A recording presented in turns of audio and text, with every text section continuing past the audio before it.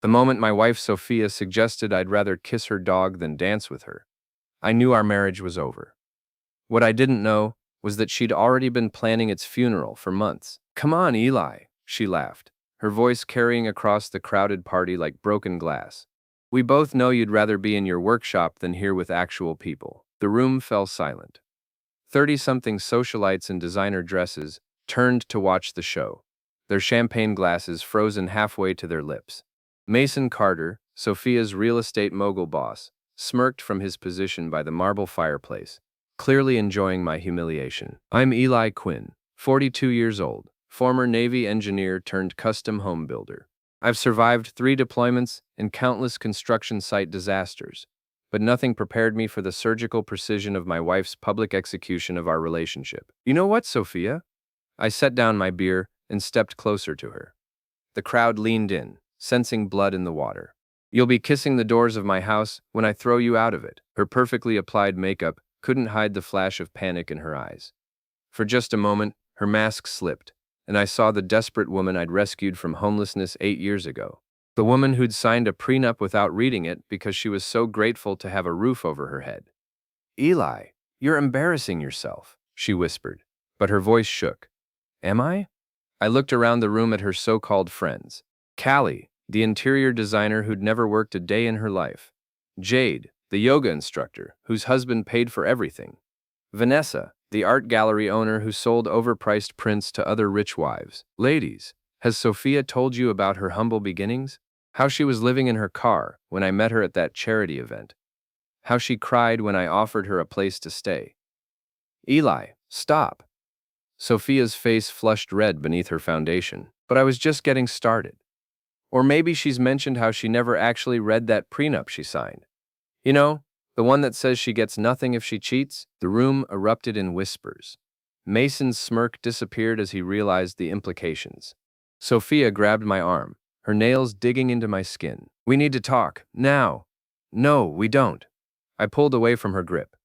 "I think we've said everything we need to say." As I walked toward the door, I caught fragments of excited gossip already spreading through the crowd like wildfire.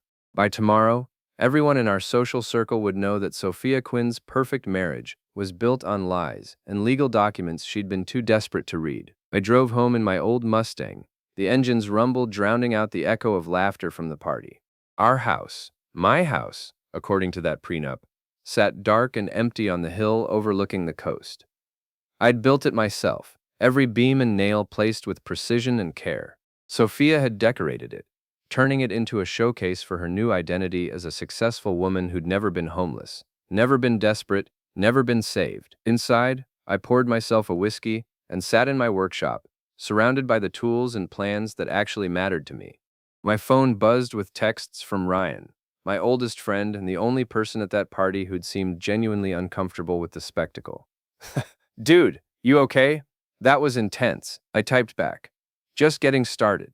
Because as I sat there in the silence, pieces of a puzzle I'd been ignoring for months suddenly clicked into place. The late nights Sophia claimed were work meetings, the expensive jewelry that appeared without explanation, the way she'd started criticizing everything about me, from my clothes, to my friends, to my profession. She wasn't just cheating. She was building a case for why she deserved to leave me. And Mason Carter, with his slicked back hair, and his Porsche, and his reputation for taking whatever he wanted, was helping her do it. My phone buzzed again. This time, it was a text from an unknown number. "Back off, or you'll regret it." Oh, I laughed out loud in the empty workshop. If Mason thought a threatening text would scare me, he clearly didn't understand who he was dealing with. I'd spent years in the Navy learning how to plan operations, how to anticipate enemy moves, how to turn their strengths against them, and I'd just declared war. The next morning, I woke up to find Sophia's side of the bed empty and cold. Her car was gone, along with most of her clothes. She'd left a note on the kitchen counter. "Staying at Callie's until you calm down. We need to discuss this like adults." Like adults. Right, adults who humiliate their spouses at parties and then run away when confronted with consequences. I called Ryan and asked him to meet me for coffee. He showed up looking like he'd slept in his clothes, which he probably had. Ryan owned a small electronics repair shop and had never quite figured out the whole professional appearance thing, which was one of the reasons I liked him.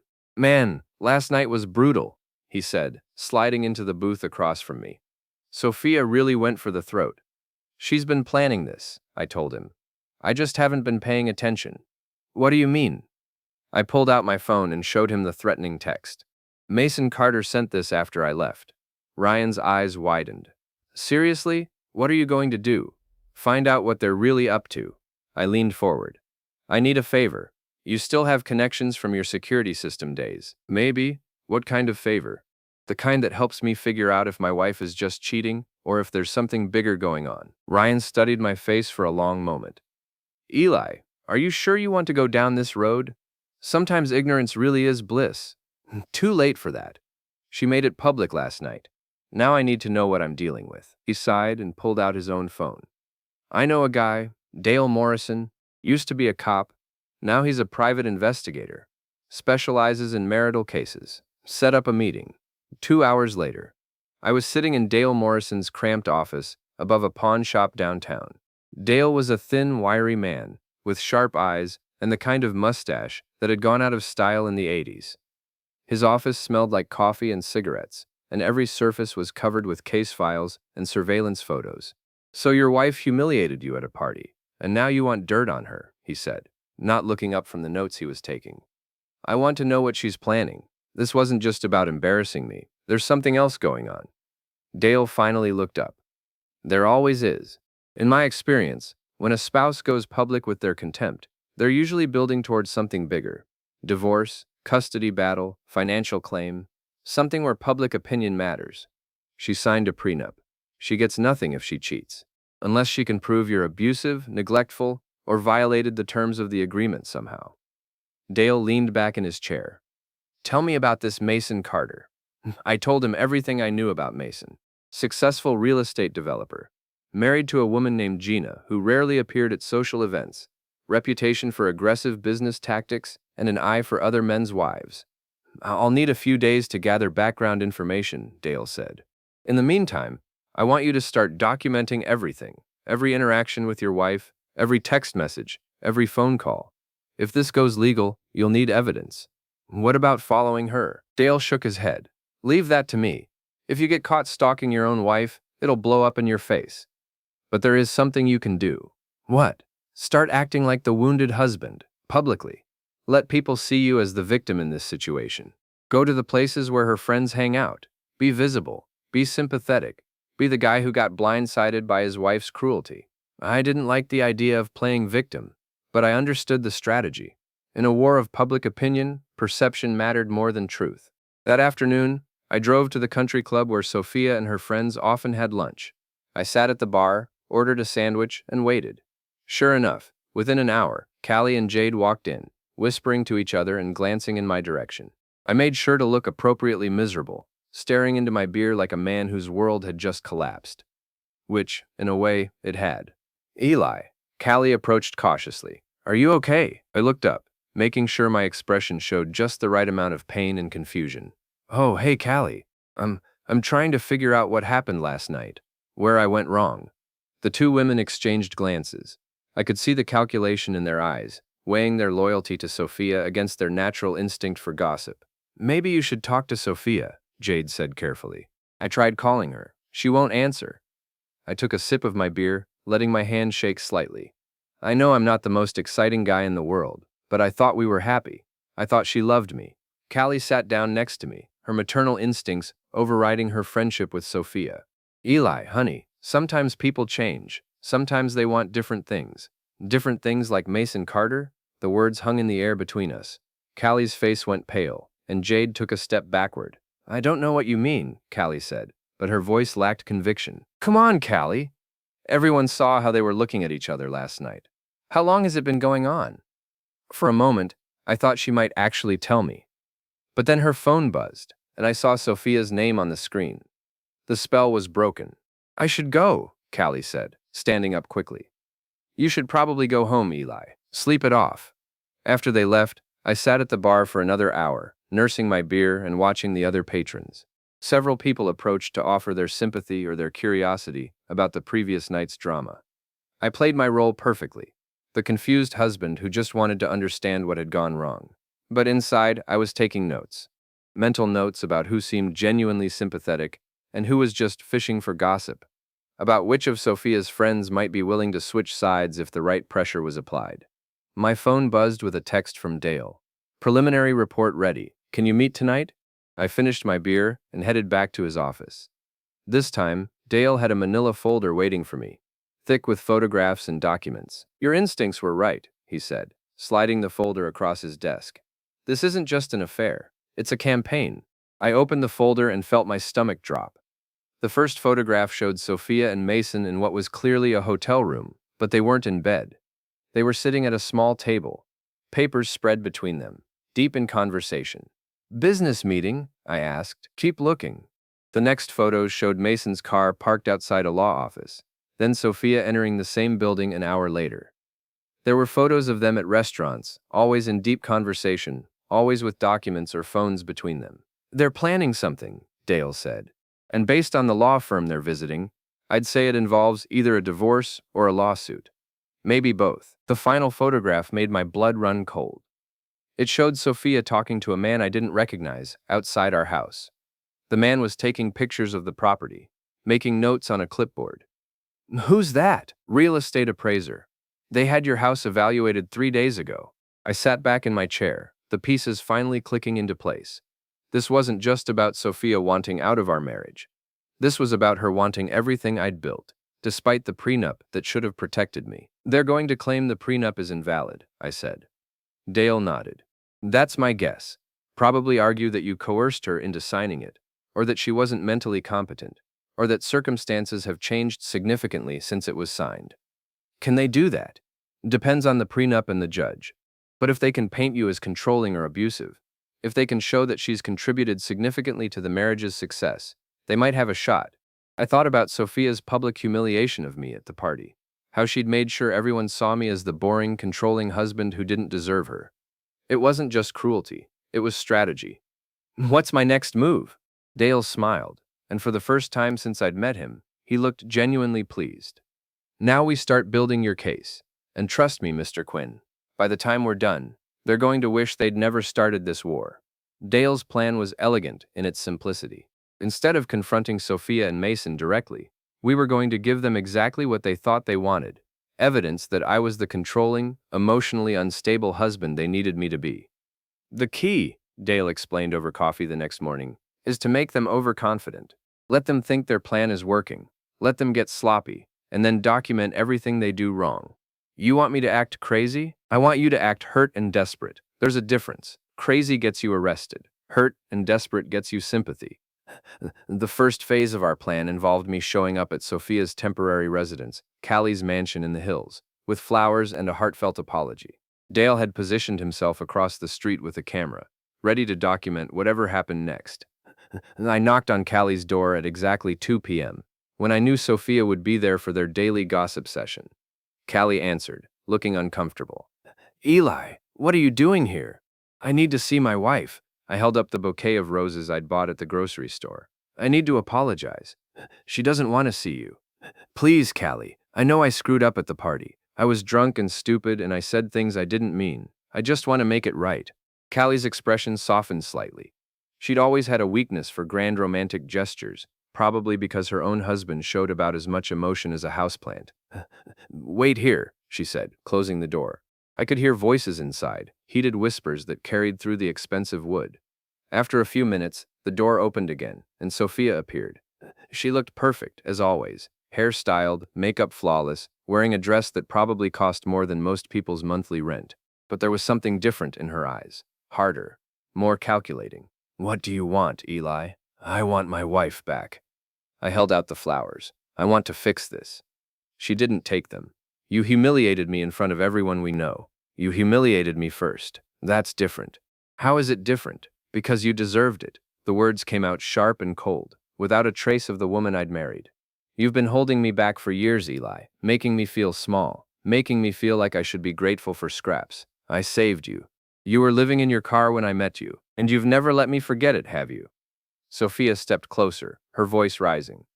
Every time I wanted something better, every time I tried to improve myself, you reminded me where I came from. Well, guess what? I'm not that desperate girl anymore.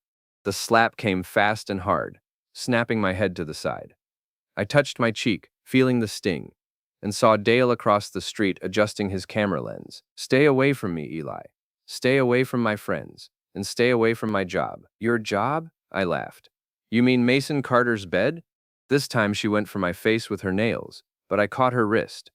For a moment we stood there, locked in a struggle that had nothing to do with physical strength and everything to do with 8 years of buried resentment.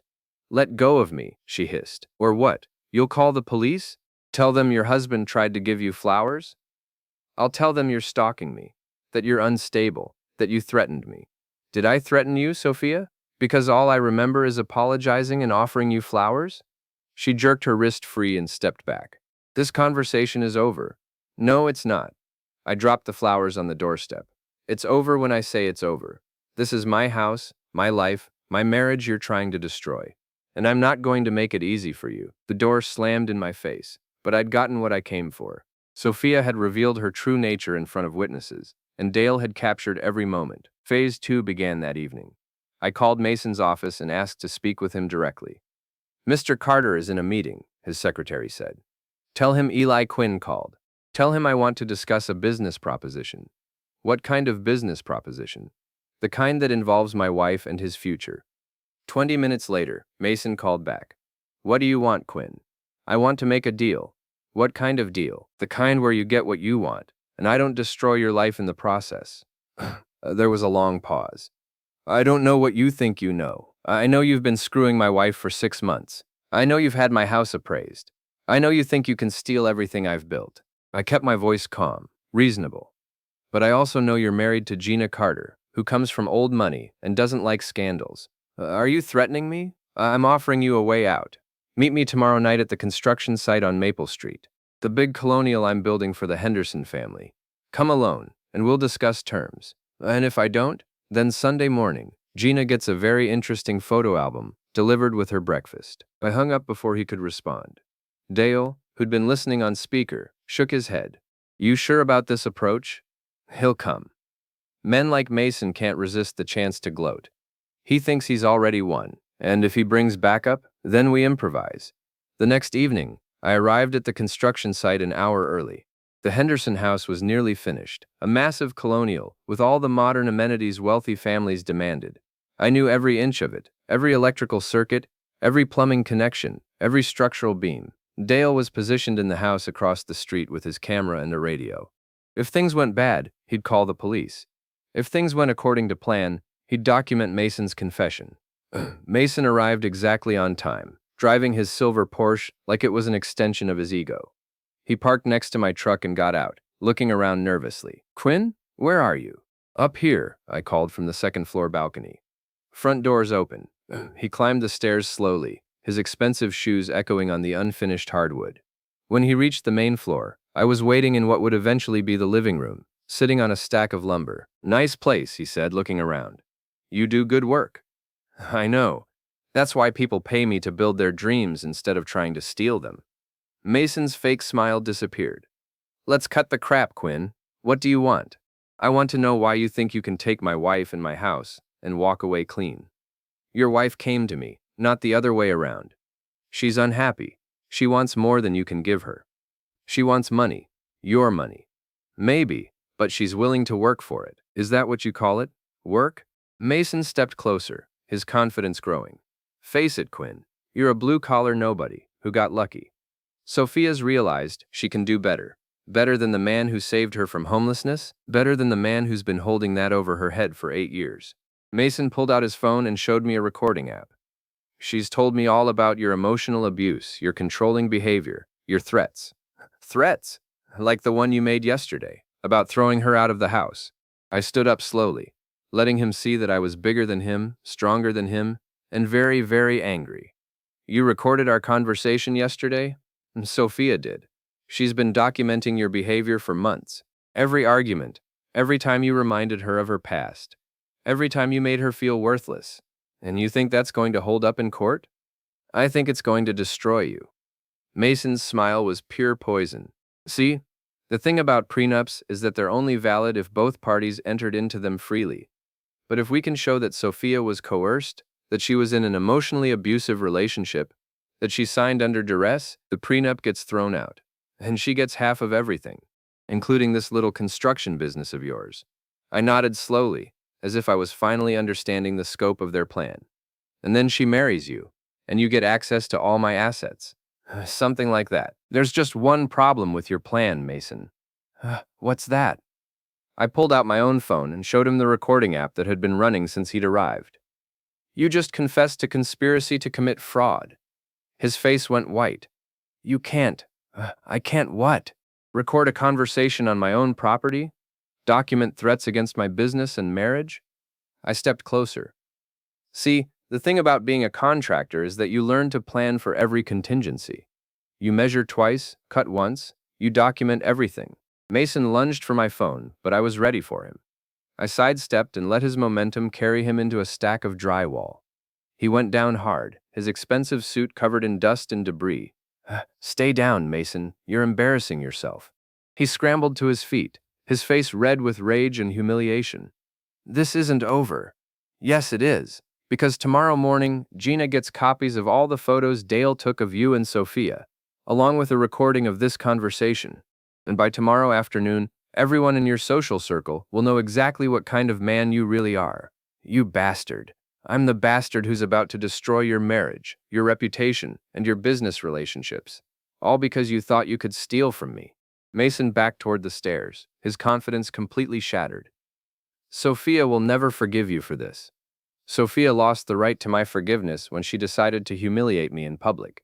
Now she's going to learn what real humiliation feels like.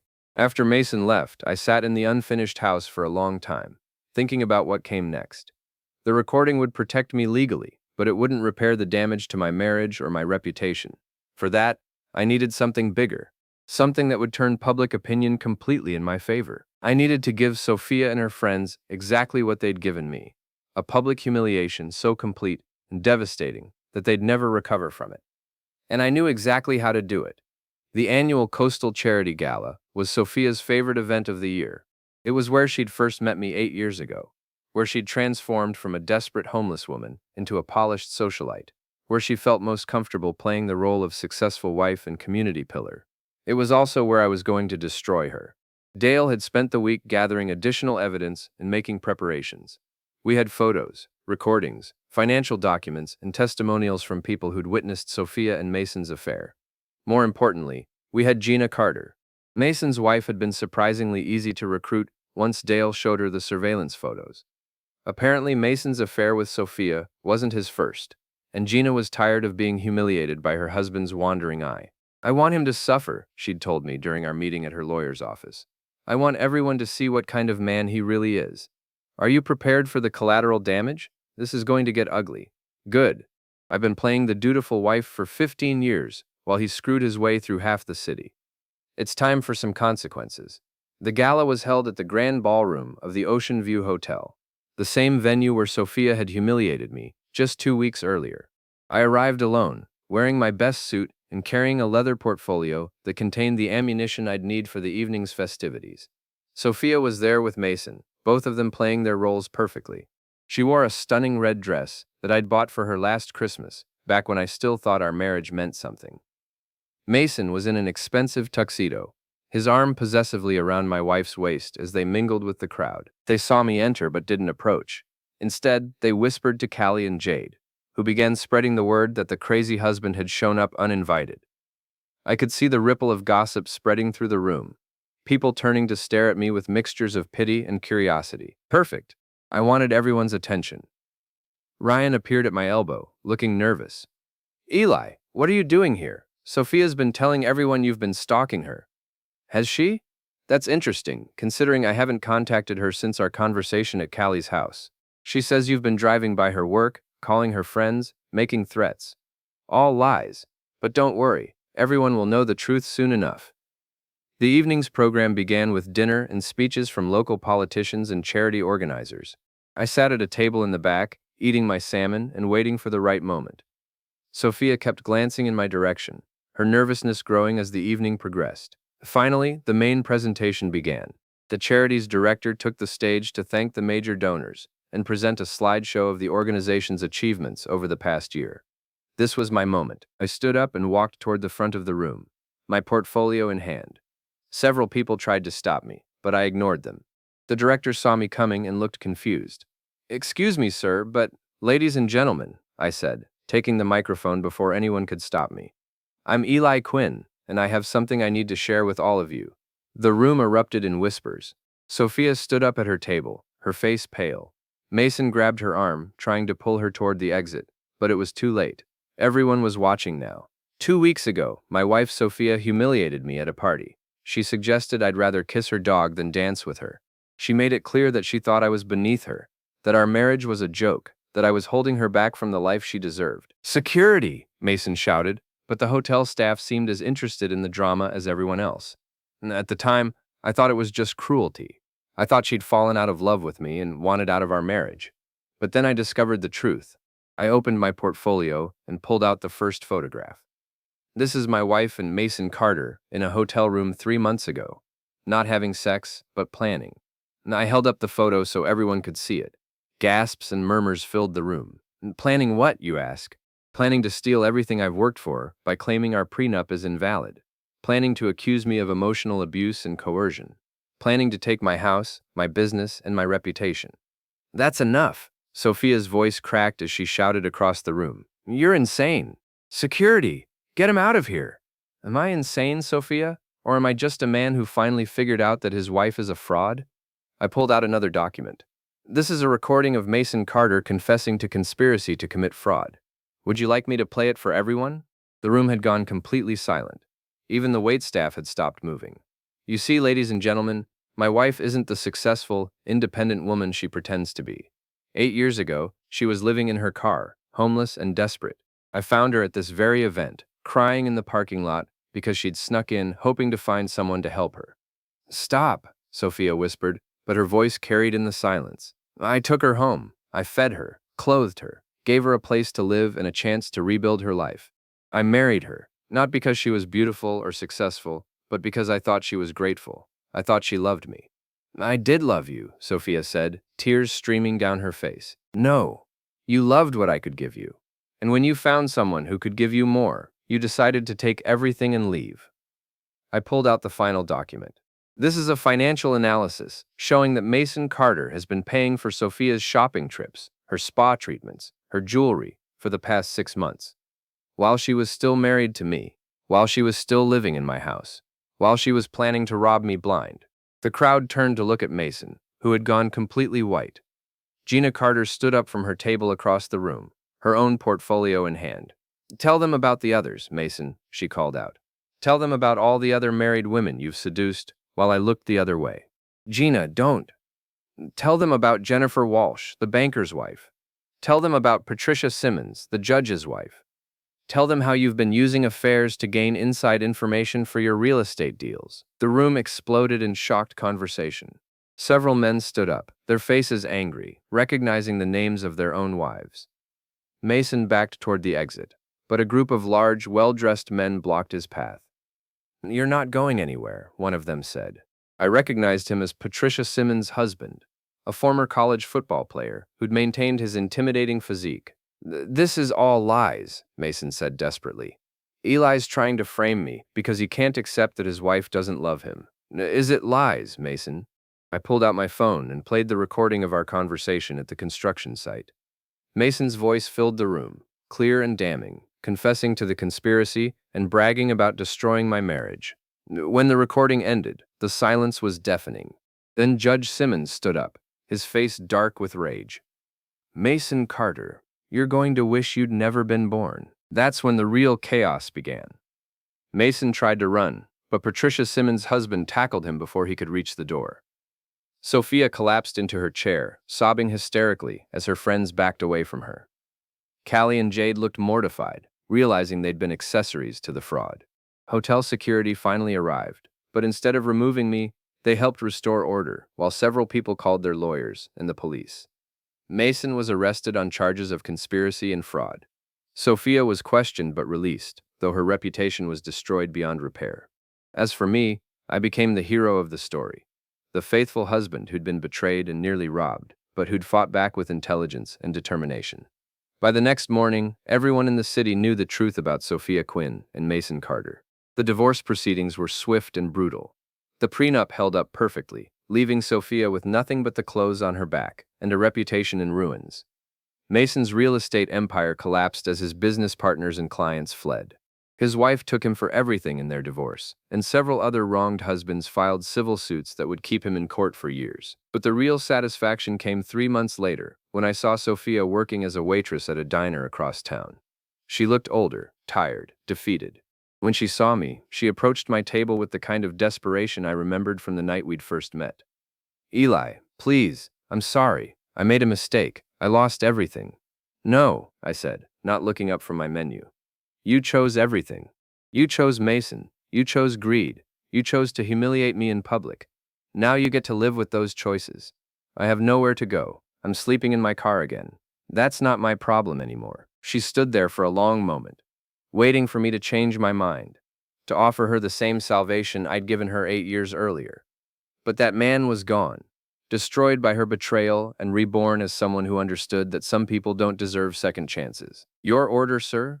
she asked finally, her voice breaking. "Just coffee, black." As she walked away, I felt something I hadn't experienced in months: peace. The war was over, and I had won completely. Sophia had wanted everything, and now she had nothing. Mason had thought he could steal from me, and now he was the one who'd lost everything. Justice, it turned out, tasted exactly like victory.